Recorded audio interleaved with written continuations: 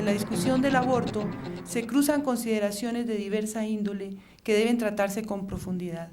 éticas, morales, legales, religiosas, de salud y sobre todo de derechos. Porque el aborto, desde mi punto de vista, es la punta del iceberg de la opresión y la desigualdad en la que hemos vivido las mujeres por 20 siglos.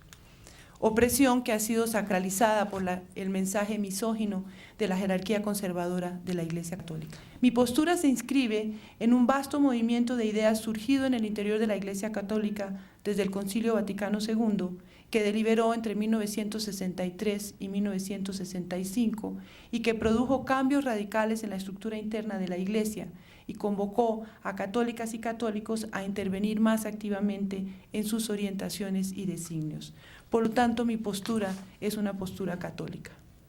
Lo primero que habría que señalar es que esta institución, la Iglesia, no está compuesta solamente por los obispos, los cardenales y el Papa. Iglesia somos todas y todos los bautizados, el pueblo de Dios.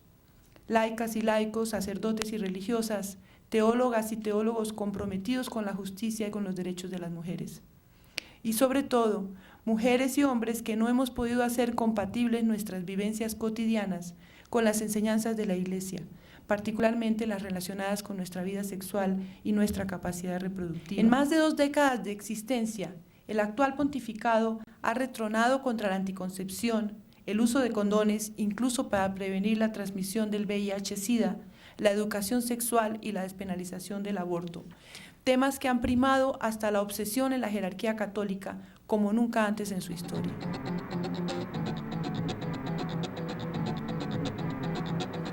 Con la caída del comunismo, y esta es una hipótesis, el Vaticano pierde el punto de apoyo político sobre el cual hacía girar el mundo católico y se rompe también su alianza con el gobierno de los Estados Unidos como el paladín del anticomunismo. El pretexto se suma y se hace necesario un nuevo demonio, a saber, el mundo moderno, la elemental modernidad de las libertades civiles y los derechos humanos individuales. La feligresía católica ha de lanzarse a la cruzada contra la emancipación de las mujeres y la sexualidad placentera y sin riesgos, desligada de la reproducción. Tema central de esta cruzada, casi obsesión para el actual papado, es el aborto. En la encíclica Evangelio de la Vida, el Papa Juan Pablo II elevó a rango de magisterio eclesial la posición sostenida por la jerarquía desde finales del siglo XIX, con lo que le confirió un peso teológico mayor. En palabras del actual Papa, en comunión con todos los obispos, declaro que el aborto directo, es decir, querido como fin o como medio, es siempre un desorden moral grave en cuanto a eliminación deliberada de un ser humano inocente. Incluso en el caso de que el embarazo sea producto de una violación, la Iglesia institucional sanciona con pena de excomunión, actualmente, a su entender, delito contra la vida humana.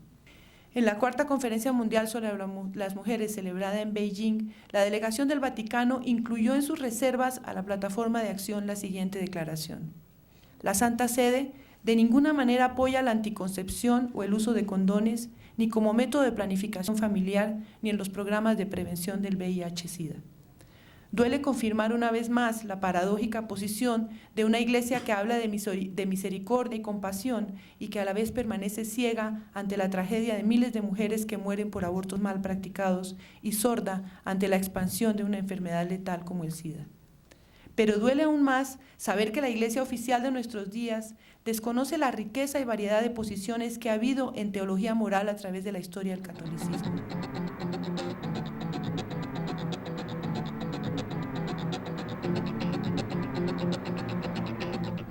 La pretensión de hacerle creer al mundo que la Iglesia Católica es un ente homogéneo esconde la diversidad de posiciones que existen en su interior sobre múltiples temas, especialmente sobre sexualidad, reproducción y aborto. Posiciones alternativas que rescatan otros parámetros, que proporcionan otras guías y normas para el comportamiento de sus fieles. Santo Tomás de Aquino, en el 1127, creía en la hominización tardía, el ingreso del alma al cuerpo con retraso del producto de la concepción, y decía que el aborto en las primeras etapas no es homicidio, pues esta, la hominización, el ingreso del alma al cuerpo, ocurre 40 días después de la concepción en varones y 80 días después en mujeres. San Agustín estaba seguro de que dicho fenómeno no se presentaba sino hasta un tiempo después de la concepción y sostenía en consecuencia: según la ley, el acto del aborto no se considera homicidio porque aún no se puede decir que haya un alma viva en un cuerpo que carece de sensación, ya que todavía no se ha formado la carne y no está dotada de sentidos. Otros teólogos y obispos pensaban que el ingreso del alma al cuerpo no tenía lugar sino hasta el pataleo, es decir, al inicio del movimiento fetal, cerca del final del cuarto mes. También hubo quienes defendieron la teoría de la hominización inmediata del producto de la concepción, teoría que se convirtió en posición oficial de la Iglesia apenas desde 1869, cuando el Papa Pío IX publicó el Apostólica Sedis. Esta declaración es el primer apoyo explícito de la Iglesia a esta teoría, pues castiga el aborto en cualquier momento del embarazo con pena de excomunión, al considerarlo un homicidio, y es la posición que sostiene la jerarquía de la Iglesia hasta la actualidad. La idea de que el aborto esconde el pecado sexual es reemplazada hasta entonces por el problema de la hominización inmediata del producto de la concepción. Podemos afirmar que la oposición de la Iglesia al aborto no está basada en su ética del hecho de matar, sino más bien en su ética de la sexualidad y las mujeres. Esta ética se caracteriza por una hostilidad histórica y contemporánea, por su rechazo a las mujeres, al cuerpo, a la sexualidad y al placer.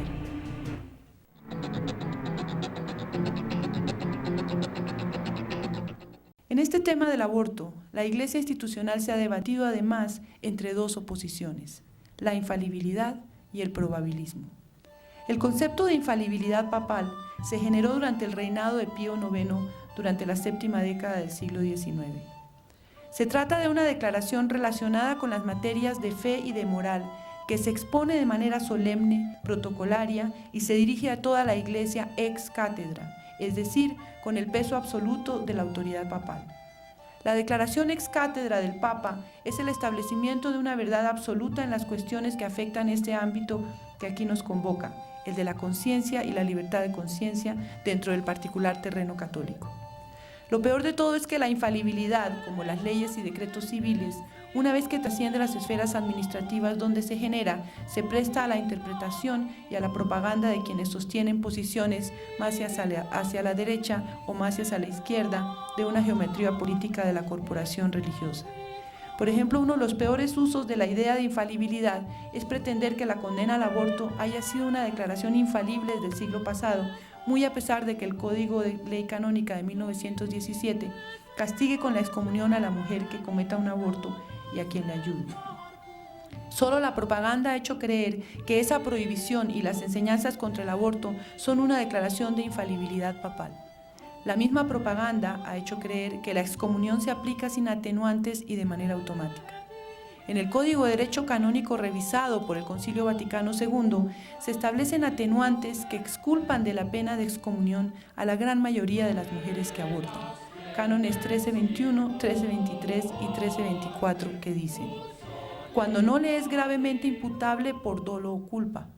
si aún no había cumplido 16 años, si ignoraba sin culpa que estaba infringiendo una ley o precepto, si obró por violencia o si actuó por miedo grave, aunque lo fuera solo relativamente, o por necesidad, o para evitar un grave perjuicio, si el delito es intrínsecamente malo o redunda en daño de las almas.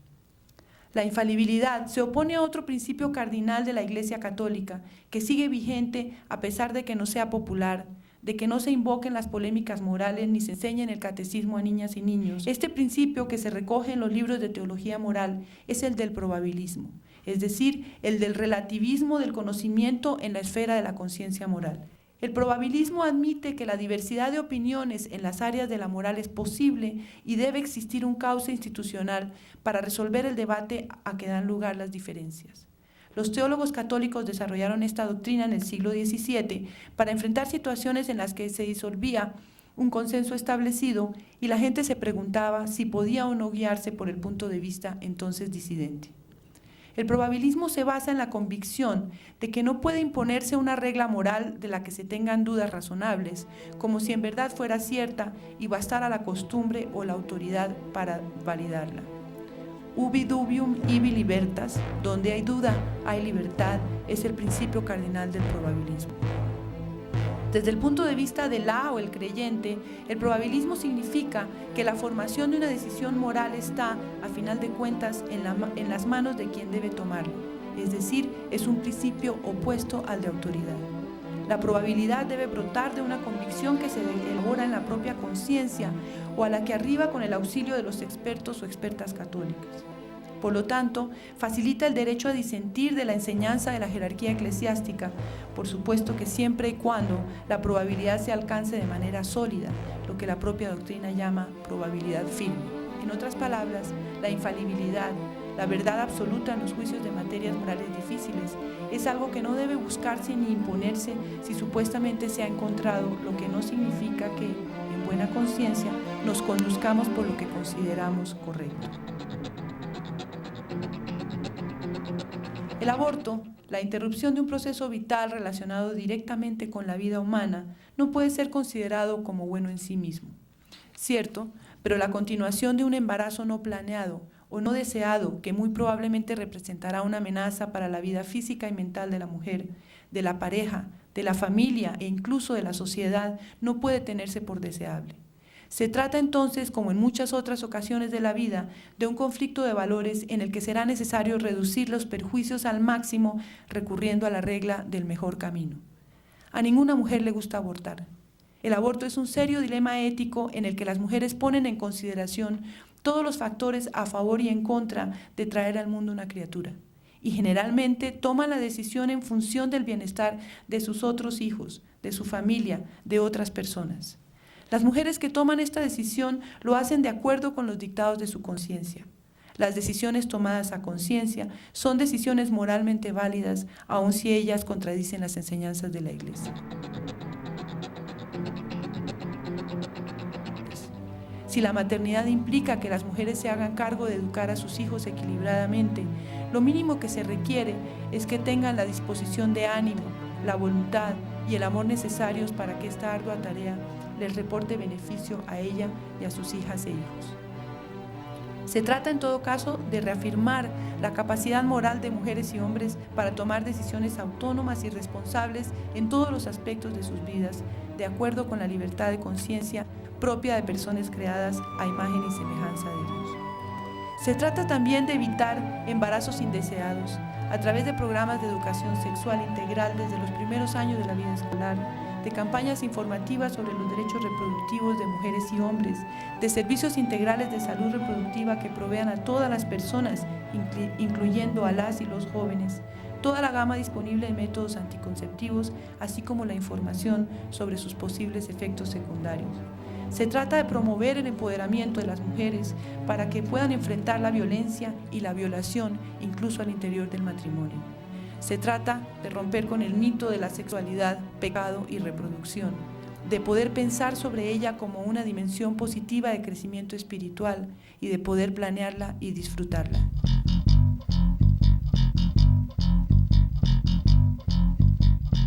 Mientras esto no sea posible, evitar los embarazos indeseados o no planeados, el conocimiento de los cambios históricos que ha habido en la Iglesia y de la variedad de posiciones que actualmente subsisten en su interior, debe llevarnos por lo menos a aceptar la carencia de un consenso teológico sobre la condena al aborto como homicidio directo. Constituye el aborto un problema de justicia social y de salud pública que debe ser atendido y debemos reafirmar el derecho de las mujeres a decidir sobre nuestra capacidad reproductiva como un derecho humano fundamental. Muchas gracias.